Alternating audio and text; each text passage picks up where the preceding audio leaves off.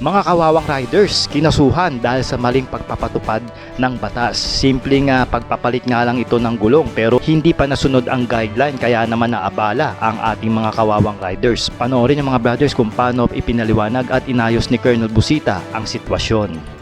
Paki-check mo nga kung nandito yung TOP niya, yung original, baka in-endorse dito. Paano po nga ito, TOP? Public service, walang personal na usapan, naka-video tayo. Tiger, galing kami doon sa Jensen District Office. Tiger, kumusta? Okay lang. May ina-assist lang kami, Tiger. Opo. Nalaman ko, Tiger, doon sa kabilang office, yung palang enforcers nila, galing ng regional Region po, office. oo. Kayo ganun din? Ganun, yes po, ganun. Tama. Pero dahil in-endorse sa inyo ang contest, saan gagawin? Sa inyo, may authority kayo as long as ma-prove na may mali? Opo. Yes. Kaya pumunta ako dito, Tiger. Naaawa ako doon sa tricycle driver. Absconded or are you fun? Motorcycle rider. Ang yung problema ay 70-80 din. Iba ito. Yes. Pero nandito rin. Yes. Hmm. Andito rin mo. Kapareho nito, Tiger. Nababasa mo, Tiger. 70-80-17. 80-80-17. Tiger, yung pagkahuli doon sa kabila, sa Jensen, kapareho nito. Isang grupo ang nanghuli. Yes po. Meron, Tiger, department order. Ang subject, harmonization of motor vehicle classification of LTO and LTFRB.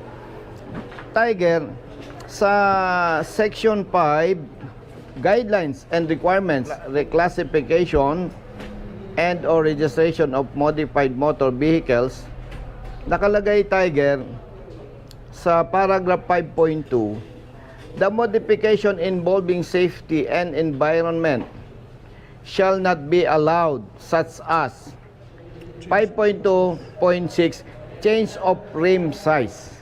Ibig sabihin, Tiger, pag inintindi mo ito, yung rim, as long as hindi ka nagbago, yung goma, binago mo, wala kang violation. Rim ang ipinagbabawal eh. Oo. Ang kino-question ng mga enforcers kasi, bakit 70-80 or 80-90? Hindi yon ang pinag-uusapan dyan, Tiger. Yung rim size. And yung nire-request ko, ito, isa ito eh. Nasaan yung rider nito? Patawag. And with respect sa inyo, siyempre, hindi kayo ang nanghuli. Ang nanghuli, enforcers ng regional. So, with respect sa inyo, I suggest, sabihan ko dito sa concerned party, maggawa ng statement para maimbestigahan ninyo base sa department order. Kung ako ang tatanungin, absolto ito, Tiger. Pero siyempre, may due process. Di ba? Yes po. Yes. Ikaw ito. Yes, sir. Ano pangalan mo? Juan Herman Serrano, kapatid mo. Asan? Ikaw, Sir Mansirano. Ang rim ng motorsiklo mo, 17. Yes, sir. Stock po lang. Stock. Ang kino-question dyan, yung goma, ano? Tama ba? Oo. Kaya, may proseso dito. Gusto ko ipaalam sa inyo, ang enforcers hindi dito sa distrito na to. Sa regional office. Na-endorse lang yung ticket. Kaya, ang gagawin ninyo, kapatid, gawa kayo ng simpleng kwento, statement, naghahanap buhay ka. Review mo, sir? Estudyante, nandyan yung motorsiklo mo? Yes, sir. Mas maganda may pakita natin. Ang pwede lang depensa ng enforcer, may pakita siyang picture. At makikita doon na yung rim, hindi tugma. Kaya lang nakasulat doon eh. Yung rim eh, kaya hindi pa rin eh. Pa rin. Hindi pa rin. 17 pa rin nakalagay. Ibig sabihin, stock pa rin yung rim. Yes, yes. May isang client din namin na ano, yun yung imbestigahan natin, ha? Yung modified. Tapos ano natin na yung I-release basihan mo. natin. Pasok naman siya sa ano, so i-cancel natin, di ba? I-cancel namin. Yan, Anong tinutukoy na modified? Gulong din. Gulong din. Gulong din. Issuance din ng Oo. enforcer. So, napaunot namin. Napound out namin, mali. Na-dismiss ko. Ginismiss. Kinansel nyo, dismiss ang kon. Oo. Last time din po yung nangyari. Kasi Tiger, ang nakakaawa dito, kung maliit ka na manggagawa, Yes po. nahuli ka, 5,000 multa, mabigat yun eh. Is dalawang sakong bigas? Yes. O, 2 sako talaga. Ito, estudyante. Yung nahuli sa kabila, estudyante rin. Ipakita natin yung motorsiklo mo. Okay?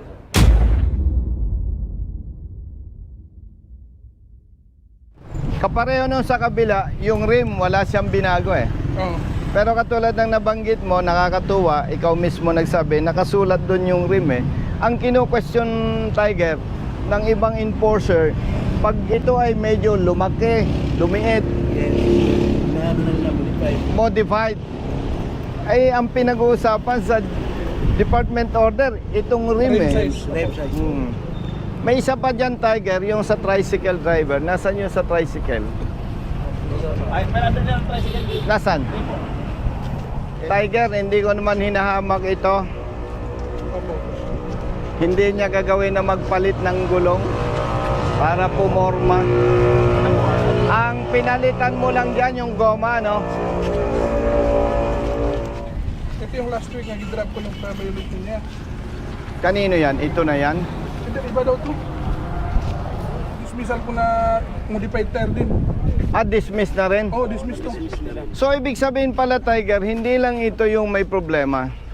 Itong itinudulog natin sa kanila, hindi sila ang nanghuli.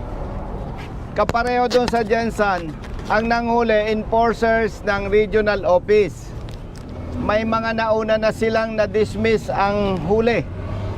Kapareho nito. Malinaw ang department order, walang mali, walang questionable doon. Kung ano man ang sasakyan mo, ang ipinagbabawal, palitan mo yung rim na hindi tama doon sa specs. Katulad ng Suzuki Raider.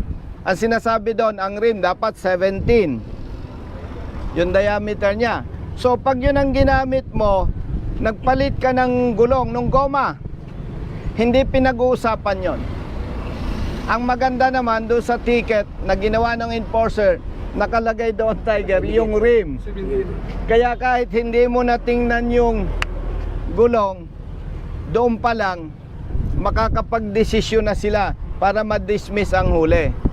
So, pasalamatan natin dito yung LTO dahil mabilis yung kanilang pag-aksyon at nagkakaintindihan tayo. Dahil may hinahabol kaming oras sa airport, kapatid, ikaw ay pagtitiwala ko sa dalawa kong kasamahan sa Big Bikers.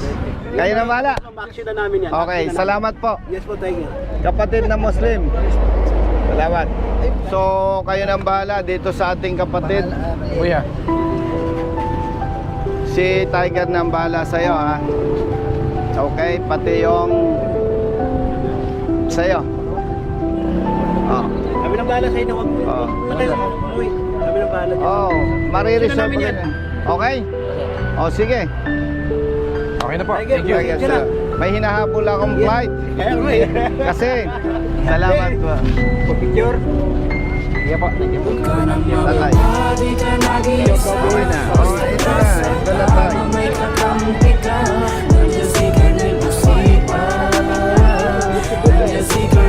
Okay na tayo. Boss, boss, boss.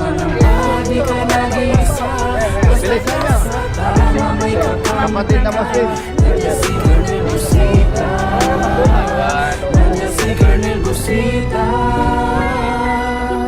Bilat sa init, minsa'y basa din ng ulan. Pawis na gumuguhit sa mismo ring katawan. Kadalasang sumisingit, pagod nararamdaman. Ngunit diretso sa pagpihit, kumalaman ng tiyan. Bawat daan ng masikip, pinipilit malusutan. Marating lang ang lugar na dapat kong puntahan. Maihatid ng pagkain, serbisyong nakalaan. Para sa mga taong kailangan kong pagsilbihan. Napili kong hanap buhay, makipagsapalaran. Magdamag man sa daan, puyat man ay tatatagan. Para sa pamilya ko na laging nakaabang. Handa akong gawin lahat, mabuhay lang ng marangal. Kahit pa may sandaling tila ba natatapakan ng karapatan sa tuwing minsan ay nararanasan di patas na pagtingin ng ilang nanunungkulan, mga taong abusado sa kimsa kapangyarihan. Di ka nag-iisa, basta't nasa tama may kakambing ka. Nandiyan si Colonel Busita, nandiyan si Colonel Busita. Huwag ka nang mangamba, di ka nag-iisa, basta't nasa tama may kakambing ka. Nandiyan si Colonel Busita, nandiyan si Colonel Busita. May pagkakataon din na tila naaapi, mga tama na katwiran ay naiisang tabi, mga dapat ay napapalitan ng mga mali, dulot ay kalituhan kaya't laging nauuwi sa pagpataw ng multa na may akamang halaga. Kakarampot lang ang kita, aagawin pa nila perang dapat sa pagkain ng pamilya at iba pa sanang gastusin sa tahanan. Minsa'y walang wala pa ngayon, alam ko na kung sinong dapat takbuhan, sinong dapat kong tawagan na pwede kong sandalan. Isang tao na kayang ipagtanggol ang sinuman, basta nasa tama ka, handa ka niya na kampihan, ipaglalaban ng karapatan bilang isang malayang mamamayan sa bansang tinutungtungan. Ito'y munting panawagan sa kinauukulan, pakinggan mga hinaing, wag pong bingi-bingihan. Huwag ka nang mangamba, di ka nag-iisa, basta't nasa tama may